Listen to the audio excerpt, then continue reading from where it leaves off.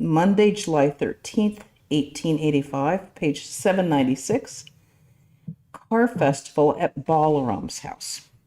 If any of you go to India, make sure you go to Balaram Mandir.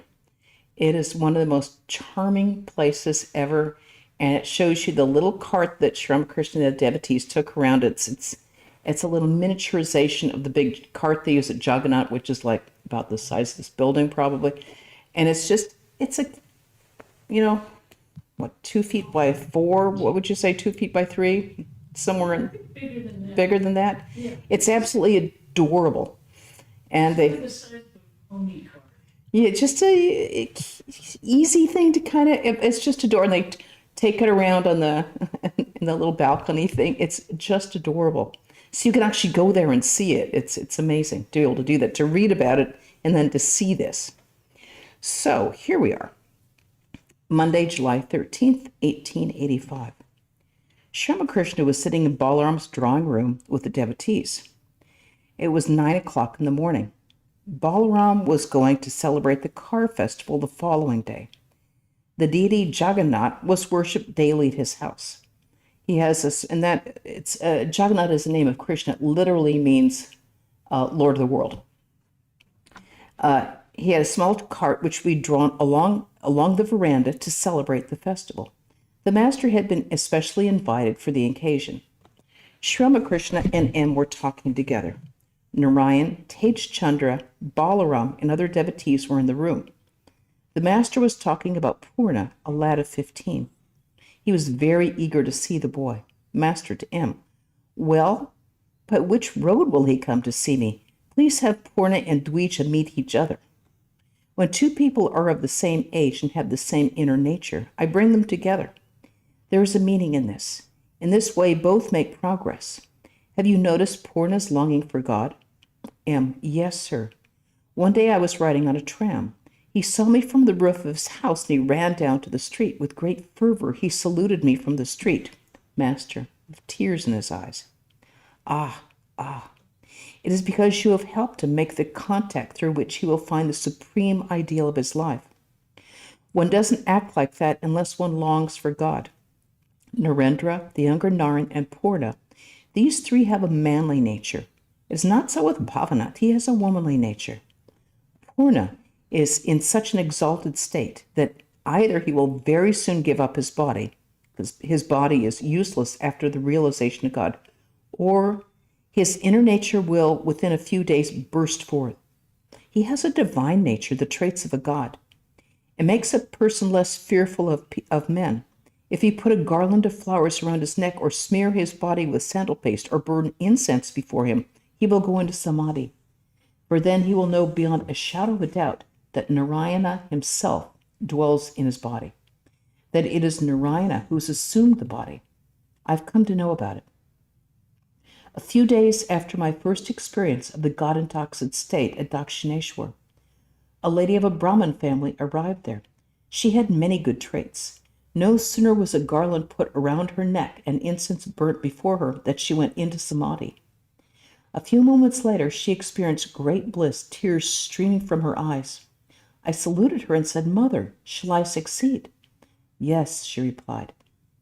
I want to see Purna once more. But how will it be possible for me? It seems he is a part. That's a part of the divine incarnation. They're called angas. The incarnation always comes with his divine companions, and he is one of those divine companions. How amazing, not a mere particle, but a part. Very intelligent, too. I understand that he's very clever in his studies. Therefore, I've hit it right. By dint of austerity, a person may obtain God as his son, but on the roadside on the way to by the roadside on the way to Kamarpakur is Ranjit Raya's house. Bhagavati, the Divine Mother, was born as his daughter. Even now, people hold an annual festival there in the month of Chaitra in honor of his divine daughter. I feel very much like going there. Ranjit Raya was a landlord of that part of the country. Through the power of his tapasya, he obtained the Divine Mother as his daughter. He was very fond of her. and she too was very much attached to him. She hardly left his presence. One day, Ranjit Raya was engaged in the duties of his estate. He was very busy. The girl, with her childlike nature, was constantly interrupting him, saying, "Father, what is this? What's that?" Ranjit Raya tried with sweet words to persuade her not to disturb him, and said, "My child, please leave me alone. I've much work to do." But the girl would not go away. At last, absent-mindedly, the father said, "Get out of here." On this pretext, she left home. A peddler of conch shell articles was going along the road. From him, she took a pair of bracelets for her wrists. When she asked for the price, she said that he could get money from a certain box in his home. Then in her home, yeah. Then she disappeared. Nobody saw her again. In the meantime, the peddler came to the house and asked for the price of the bracelets. When she was not to be found at home, her relatives began to run about looking for her. Ranjit Raya sent people in all directions to search for her. The money owed to the peddler was found in the box as she had indicated. Ranjit Raya was weeping bitterly when people came running to him and said that they had noticed something in the lake. They all ran there and saw an arm with conch shell bracelets on the wrist being waved above the water. A moment afterwards, it disappeared. Even now, people worship her as the Divine Mother at the time of the annual festival. To M. All this is true. Notice he's saying that particularly to M because M is one of the English-educated one. He would call them the Englishmen, the one who were sort of indoctrinated into this British education system that really emphasized Western philosophy, Western rationality, and he had been in the Brahmo Samaj.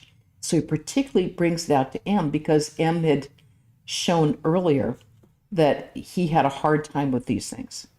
And then he said all this. So Sri Ramakrishna said all this is true. And M says, "Yes, sir." Master Narendra, who was famously arguing with Sri Ramakrishna, he said, "Narendra now believes these things." Purna was born with an element of Vishnu. I worshipped him mentally with bell leaves, but the offering was not accepted. That's because bell leaves are offered to Shiva. Then I worshipped him with tulsi leaves and sandal paste. Those are used for the worship of Vishnu. That proved to be right. God reveals himself in many ways, sometimes as man, sometimes in other divine forms made as spirit. One must believe in divine forms. What do you say? M. It is true, sir. Master, the Brahmani of Kamarhati, that is Gopalma, sees many visions. She lives by herself in a lonely room in a garden on the bank of the Ganges. She spends all of her time in japa. Gopala, that's baby Krishna, sleeps with her. The master gives a start. It's not imagination, but fact. She saw that Gopala's palms were red. He walks with her. She suckles him at her breast. They talk to each other. When Narendra heard the story, he wept. Formerly, I too used to see many visions, but now in my ecstatic state, I don't see so many. I'm gradually getting over my feminine nature. I feel nowadays more like a man. Therefore, I control my emotion. I don't manifest it outwardly so much. The younger Naran has the nature of a man. Therefore, in meditation, his mind completely merges in the ideal. He does not show emotion. Nitya Gopal has a feminine nature. Therefore, while he's in a spiritual mood, his body becomes distorted and twisted. It becomes flushed. To M. Well, people renounce grain by grain. But what a mood these youngsters are in. Binod said, I have to sleep with my wife. That makes me feel very bad. It is bad for an aspirant to sleep with his wife, whether he has intercourse with her or not. There is the friction of the body and also the physical warmth.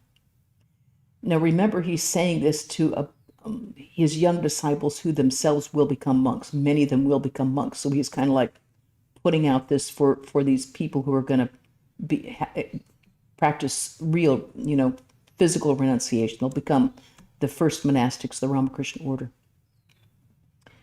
What a state Dvija is passing through. In my presence, he only sways his body and fixes his glance on me. Is that a trifling thing? If a man gathers his whole mind and fixes it on me, then indeed he achieves everything. But what am I? It is all he. I am the machine and he is its operator. It is God alone who exists in this, meaning his body. That is why so many people are feeling more and more attracted to it. A mere touch is enough to awaken their spirituality. This attraction, this pull, is the attraction of God and none else. Tarak of Bulgaria, that's Swami Shivananda later, was going home from Dakshineshwar. I clearly noticed that a flame-like thing came out of this, that hit his body, and followed him. A few days later, Tarak came back to Dakshineshwar. In a state of samadhi, he who dwells in this body placed his foot on Tarak's chest. Well, are there more youngsters like these? M. Mohit is very nice. He's come to you once or twice. He's studying enough books to pass 2 university exams. He has great longing for God. Master, that may be, but he doesn't belong to a high plane. His physical traits are also not so good. He has a puggish face. But these other youngsters belong to a high plane. Many troubles and worries follow in the wake of a birth in a physical body. Further, if a person is cursed, they may have to be born 7 times. One must be very careful. One has to assume a human body if one cherishes the slightest desire. A devotee. What are the desires of those who are incarnations of God? Master, smiling. I find that I have not got rid of all my desires. Once I saw a holy man with a shawl. I too wanted to put on one like it. Even now I have that desire. I don't know whether I shall have to be born again for it. Balaram, smiling. Then will you have to be born again just for a shawl? All laughed. Master, smiling. One has to keep a good desire so that one may give up the body meditating on it. There are 4 places for sadhus to visit. They visit 3 and leave out 1. Many of them leave out Puri, the place of Jagannath, so they can give up their bodies meditating on Jagannath. Again, that's Krishna. A man dressed in an ochre robe entered the room and greeted the master. Privately, he was in the habit of criticizing Sri Ramakrishna, so at the sight of him, Balaram laughed. Sri Ramakrishna could read a man's mind. He said to Balaram, never mind. Let him say I am a cheat. Sri Ramakrishna was talking to Tej Chandra. Master, I send for you so often, why don't you come? If you practice meditation and prayer, it will make me happy. I look on you as my own. That is why I send for you.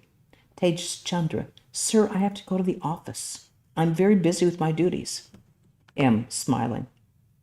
There was a marriage ceremony at his home, and he got leave from his office for 10 days. Busted. Master, well. You say you have no leisure. You just now told me that you were going to renounce the world. Narayan. M said to us one day that this world is a wilderness. Master to M. Please tell them the story of the disciple who became unconscious after taking the medicine. His teacher arrived at the house and said he would revive if someone else swallowed a pill that he would prescribe. The disciple would get back his life, but the man who swallowed the pill would die. Please tell the other one, too, of the Hatha yogi who thought that his wife and children were his very own, who feigned death with his limbs stretched out.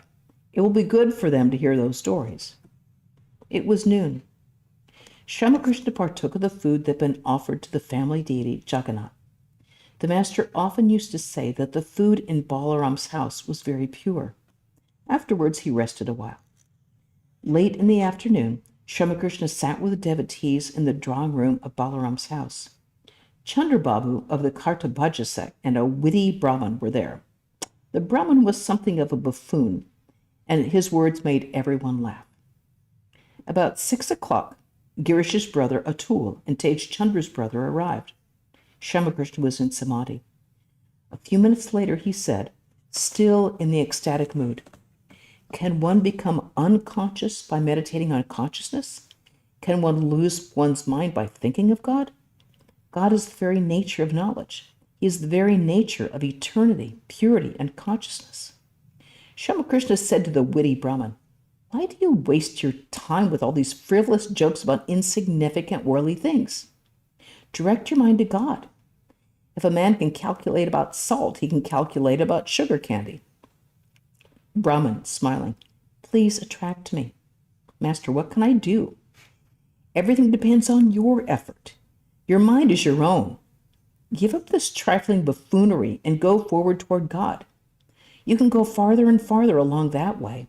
The brahmachari asked the woodcutter to go forward. At first, the woodcutter found a sandalwood forest, next a silver mine, next a gold mine, and then gems and diamonds. Brahman, there is no end to the path.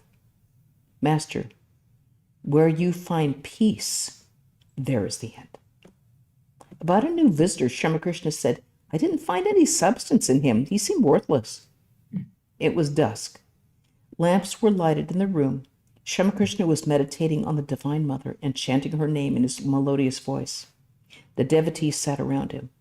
Since Balaram was going to celebrate the Car festival at his house the following day, Sri Ramakrishna intended to spend the night there. After taking some refreshments in the inner compartments, Sri Ramakrishna returned to the parlor. It was about 10 o'clock. The master said to M, please bring my towel from the other room. A bed was made for Sri Ramakrishna in the adjoining small room. About 10:30, Sri Ramakrishna lay down to sleep. It was summertime. He said to M, you had better bring a fan. He asked the disciple to fan him. At midnight, Sri Ramakrishna woke up. He said to M, don't fan me anymore. I feel chilly. Again, this is probably, it's about a year and a month before he passes away. So he's got cancer while he's saying that. And he's talking and meditating, going into ecstasy. He's completely oblivious to the fact that he's quite ill. And that is the end of that day. So before we move on to July 14th, any questions or comments on our previous section? Objections? Okay, here we go. Tuesday, July 14th, 1885. It was the day of the Car festival. Sri Ramakrishna left his bed very early in the morning. He was alone in the room, dancing and chanting the name of God. M entered and saluted the master. Other devotees arrived one by one. They saluted the master and took seats near him. Sri Ramakrishna was longing intensely for Purna. He was talking to M about him. Master, did you give Purna any instruction? M, I asked him to read the life of Chaitanya. He is familiar with the incidents of his life. I told him further that you should ask people to stick to the truth. Master, how did he take it when you said about me he is the incarnation of God? M, I said to him, come with me if you want to see a person like Chaitanya. Master, anything else? M, also, that remark of yours that when an elephant enters a small pool, there is a great splashing of water all around. Likewise, in the case of a small receptacle, emotion overflows. About his giving up a fish, I said to him, why have you done that? Your family will make a great fuss about it. Master, that's good. One should keep one's feelings and emotions to oneself. It was about 6:30 in the morning. M was going to bathe in the Ganges when suddenly tremors of an earthquake were felt. At once he returned to Sri Ramakrishna's room. The master stood in the drawing room. The devotees stood around him. They were all talking about the earthquake. The shaking had been rather violent, and many of the devotees were frightened. M, you should have gone downstairs. Master, such is the fate of a house under whose roof one lives, and still such people are so egotistic.